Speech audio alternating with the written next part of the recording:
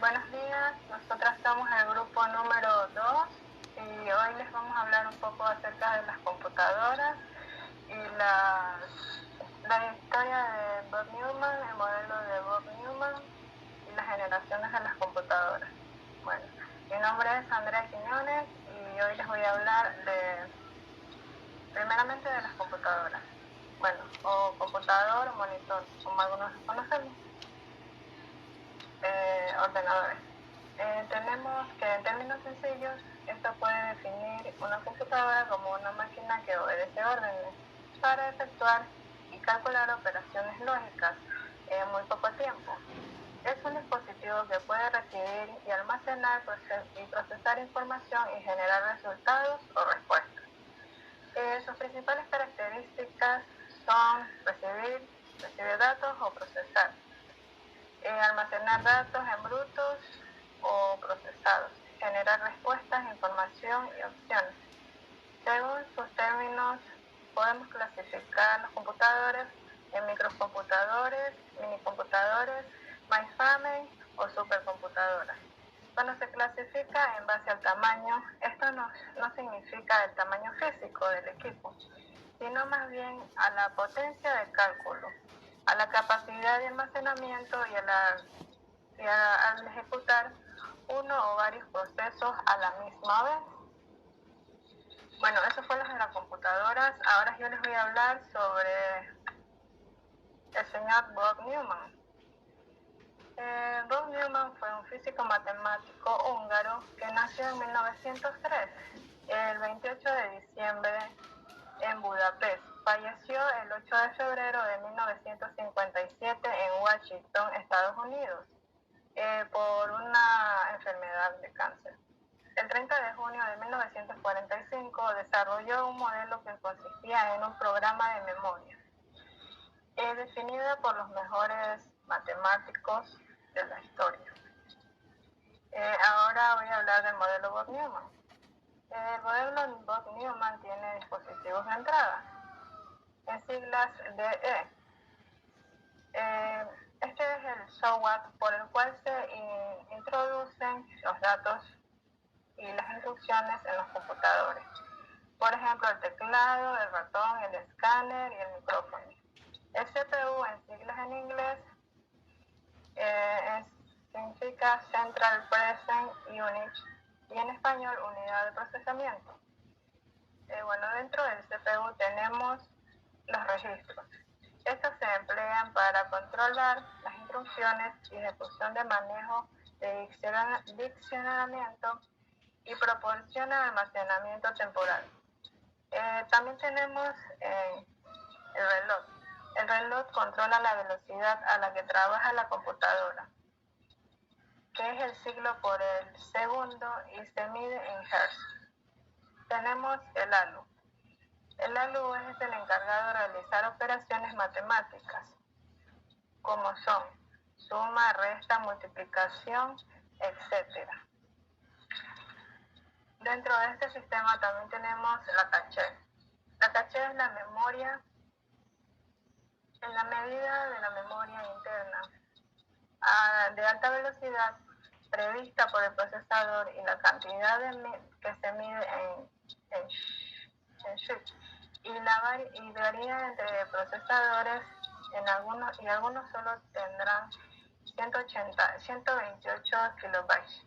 Esto obedece a la mayor memoria caché y así será menor la lectura a la memoria principal. Por lo tanto, mayor será la velocidad del procesador. Tenemos la unidad de control. Esta se encarga de buscar las instrucciones en las que la memoria principal las codifica y las ejecuta, empleando para ello a la ALU. Y así esto lo requiere dentro de la unidad de control. Podemos observar el control del programa. Bueno, ahora tenemos la memoria RAM. En siglas en inglés es RAM Existing Memory, que requiere decir memoria de acceso aleatorio.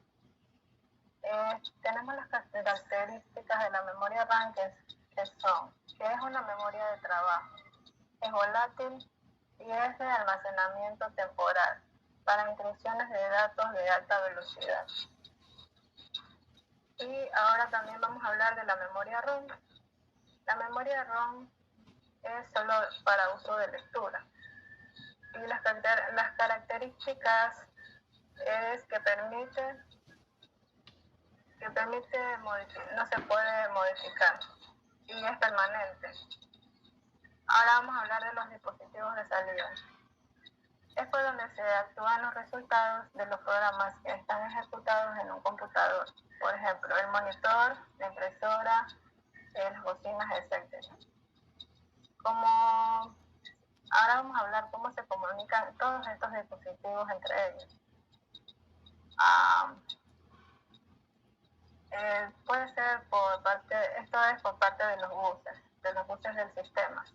Que estos son cables que se conectan a la CPU con la memoria y con los dispositivos que existen. Y existen 3 tipos de buses. Tenemos los buses de datos, que es aquel que lleva a los datos a la memoria. Tenemos los buses de dirección, que son aquellos que van las direcciones de la memoria a las que se requiere acceder. Y por último tenemos los buses de control, que son los que habilitan a la memoria y deshabilitan a los dispositivos. Bueno, esta fue mi exposición, muchas gracias. La siguiente compañera. Hola, ¿qué tal? Mi nombre es Nicole Guagua. Yo les voy a hablar sobre la primera generación de computadoras y segunda generación. La primera generación de computadoras consta en el año 1946 hasta 1959. Esta generación se caracteriza por el uso de tubos al vacío para conducir la electricidad. Las computadoras de esta generación eran extremadamente grandes en tamaño y eran muy lentas para procesar los datos. A causa de su gran cantidad de calor que emitían, estas tenían que estar en un lugar con mucha ventilación. Cada vez que una computadora de esta generación iniciaba un proceso, el mismo no podía ser suspendido hasta que la computadora lo terminara. ¿Por qué? Porque se podía perder información o la computadora no realizaba la tarea que se le había asignado. Las computadoras de esta generación podían ejecutar aproximadamente 1000 instrucciones por segundo. En esta generación destacan 3 computadoras, que es la Z1, que se la considera como la primera computadora de la primera generación, la ENIAC y la UNIVAC. La ENIAC y la UNIVAC tienen algo en común, que básicamente fueron las 2 primeras computadoras en ser comercializadas.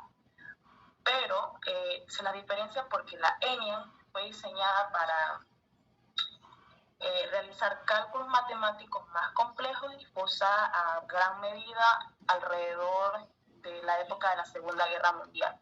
Y la UNIVAC básicamente solo fue diseñada para análisis de datos.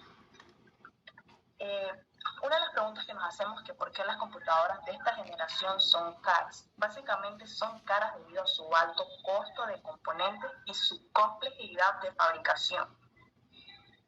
Ahora bien, algunos de los ordenadores de esta generación eran, como ya lo mencioné, la Z1, la ENIAC, la UNIVAC, la Z4, la IBM 701 y la Colossus.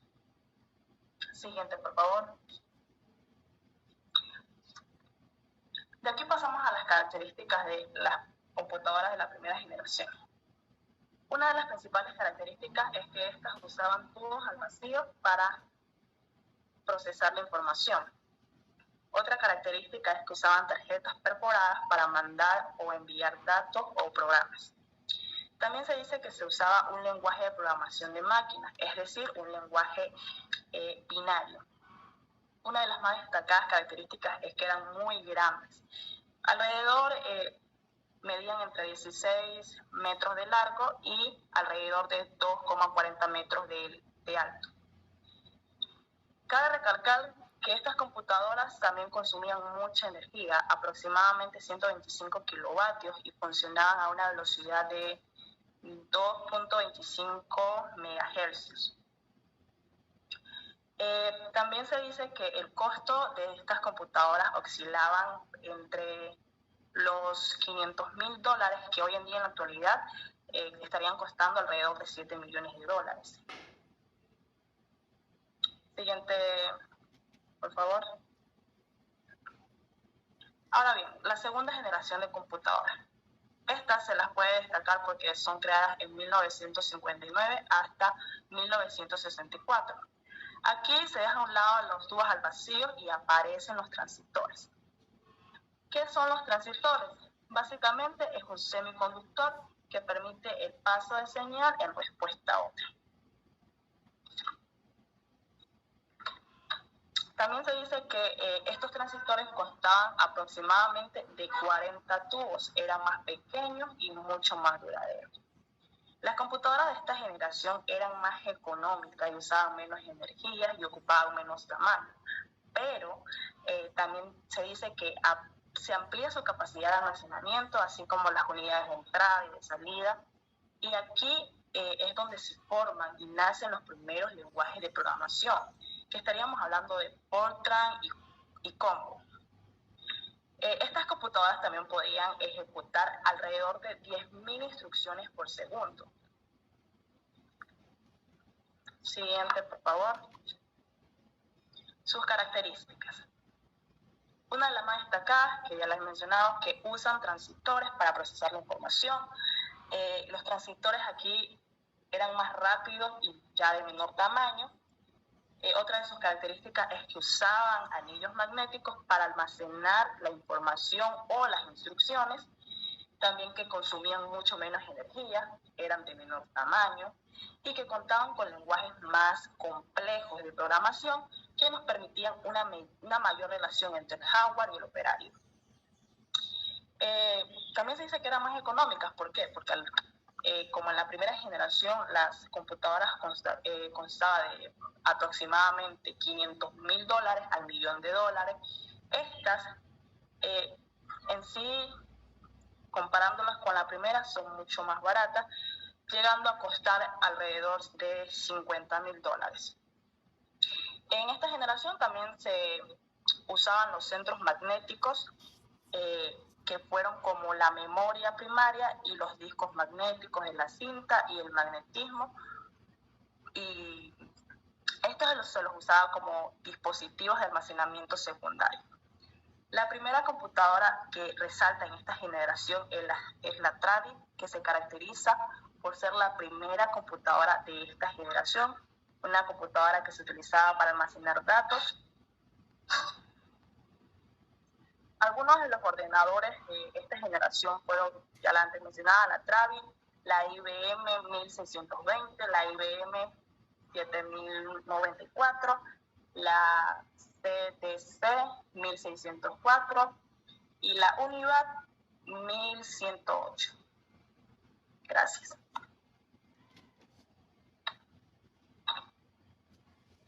Mi nombre es Tupiñópolis Dayana. Yo le voy a hablar sobre la tercera y cuarta generación de las computadoras. La tercera generación se dice que fue en 1964 y 1971. A fines de la década de 1950 se produjo la invención del circuito integrado o chips por parte del inventor Jas Gilbin y Robert Noyce. Después llegó TFO a la invención del microprocesador en Intel. A finales de 1960, el investigador Jorge Camo determinó en el ADN formar un código que es mucho mejor para codificar y programar datos. A partir de esta fecha empezaron a empaquetarse varios transistores diminutivos y otros componentes electrónicos en un solo chip encapsulado. En 1964 anunció el primer grupo de máquinas construidas con circuitos integrados, que recibió el nombre de serie Edgar. Esto lo puedes encontrar en la primera generación de las computadoras. Estas computadoras de la tercera generación cambiaron y destruyeron totalmente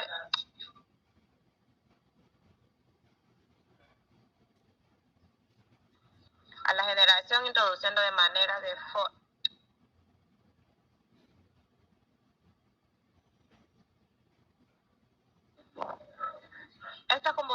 una nueva forma de programar, aunque mantienen unas grandes computadoras actuales. Siguiente diapositiva, por favor. Las principales ventajas de la tercera generación era su menor consumo de energía eléctrica, era apreciable en reducción de espacio que ocupaba el aparato, aumento de fiabilidad y flexibilidad, el teleproceso y la multiprogramación. La creación de esta minicomputadora o máquinas revelantes fue la IBM 360. La empresa IBM marcó el comienzo de esta generación el 7 de abril de 1964, con el comienzo de la IBM 360. Con la tecnología SLT integrada, causó el gran impacto de fabricar aún más de 30.000 unidades. Siguiente diapositiva, al favor.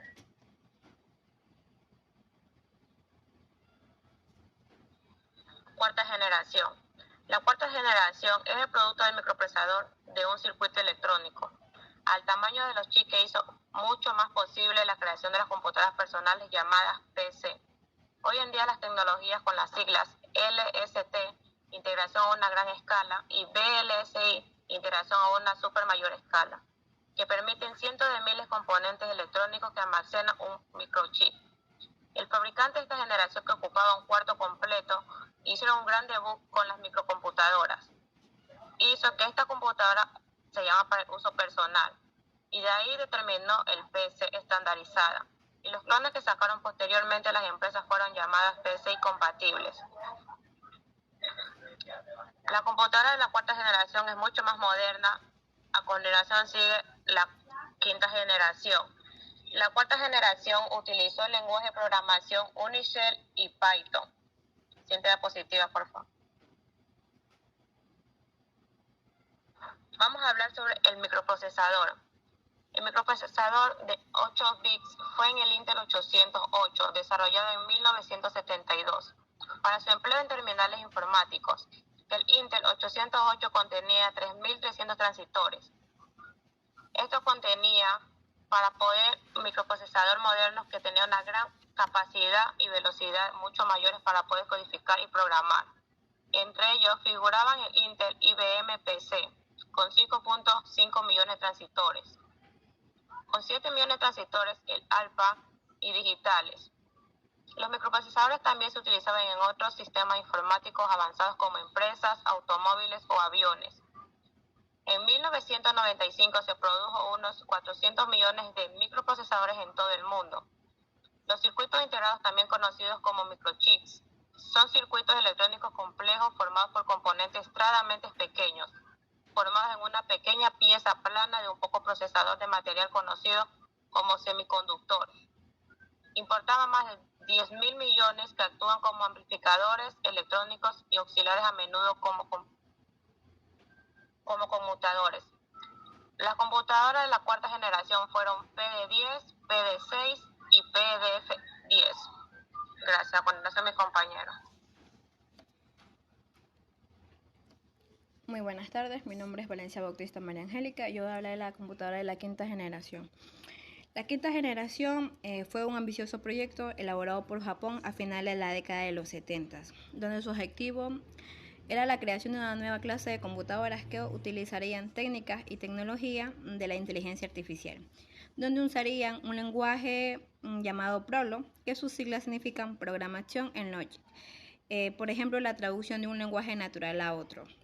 En 1979 se realiza un contrato de 3 años, donde van a hacer estudios a profundidad en conjunto con empresas dedicadas a la tecnología.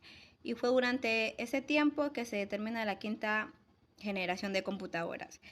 En el año 1981 se representa el paso más reciente de la evolución de este tipo de tecnologías, donde sus primeros modelos se produjeron y comercializaron en Japón y apuntaban al desarrollo del sistema informático dotados de los tipos de arquitectura.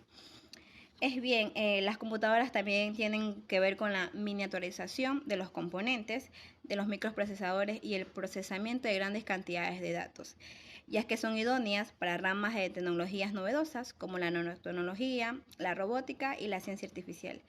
Es más bien dentro de esta generación también se le da paso a las laptops, a los smartphones, etc. Sus características también tienen como elementos de hardware miniaturizado que son capaces de desarrollar una mayor velocidad de cómputo que cualquier generación previa. Son diferentes procesadores integrados en un alto rendimiento en paralelo. También responden a la voz humana y al lenguaje natural a través de interfaces dotados de inteligencia artificial, como los llamados sistemas de experto. En muchos casos se trata de supercomputadoras como Deep Blue, las supercomputadoras de IBM que venció en el ajedrez al campeón del mundo, Garry Kasparov. En otros de computadoras cuánticas, si bien se ha logrado computadoras de este estilo hasta cierto punto, continúa siendo una generación en desarrollo y en este sistema que su masificación está demasiado lejos de un futuro. También tenemos la clasificación de las computadoras, la clasificación según su funcionamiento. Tenemos a continuación las computadoras analógicas.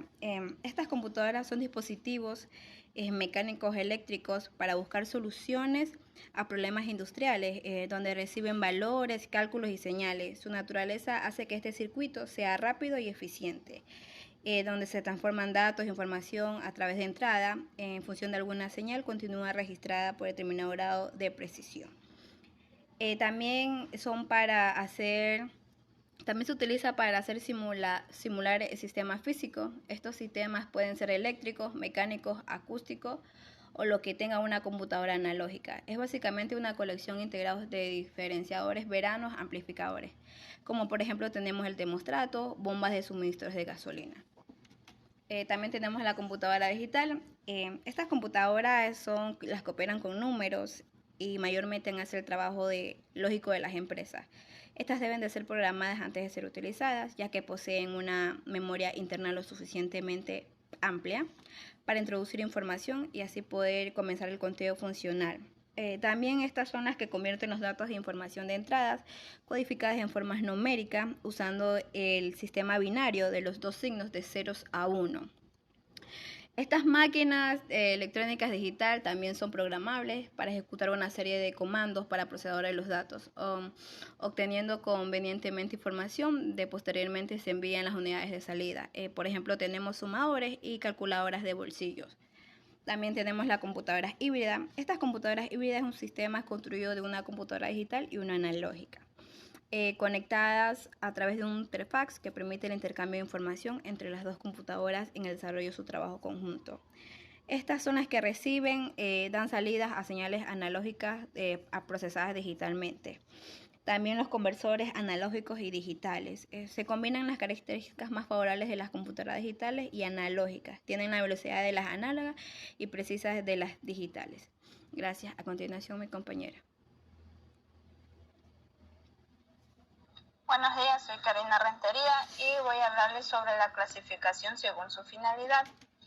La clasificación de las computadoras, de acuerdo a un propósito, se dividen en dos, en propósito específico y propósito general.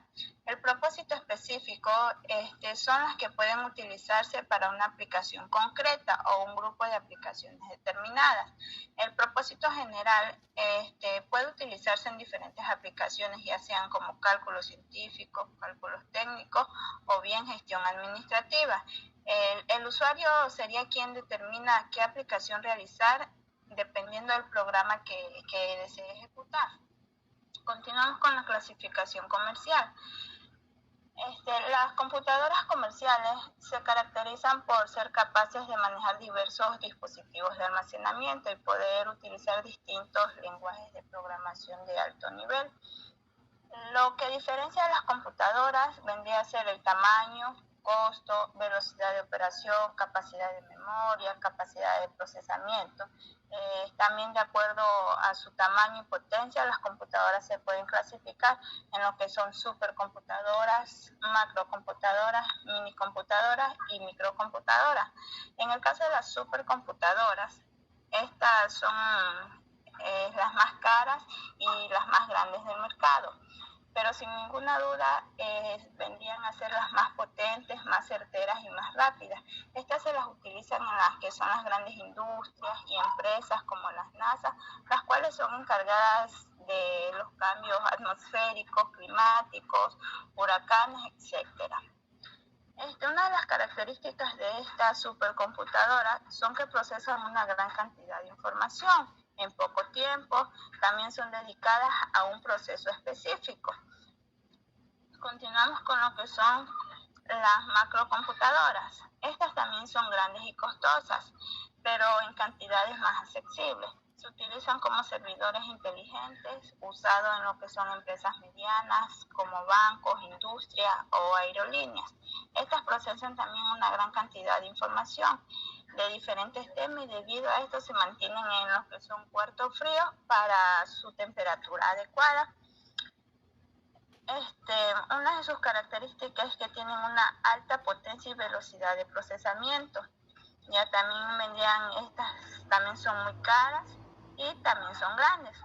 Lo que es una mini computadora, estas son medianamente costosas y son un poco más pequeñas que las macrocomputadoras, pudiendo estas ocupar lo que son poco espacios. Ya, ellas también tienen la misma función que una macrocomputadora, solo que en cantidades un poco más reducidas. Se utilizan en lo que son empresas de poco movimiento y también tienen sus características muy similares a las de la macro. Realizan múltiples procesos y son capaces de soportar de 10 incluso hasta 200 usuarios conectados. Y por último, lo que es la microcomputadora. Estas son máquinas más pequeñas y de menor adquisición económica. Las que se mantienen, por ejemplo, mantenemos en los que son nuestros hogares o ya sea en uso personal. Estas se utilizan como un microprocesador, las cuales también nos ayudan a lo que es almacenar información y programas. Estas las encontramos dentro de nuestros hogares que vendrían a ser como las computadoras de escritorio, las PC, las tablets y entre otras. Gracias.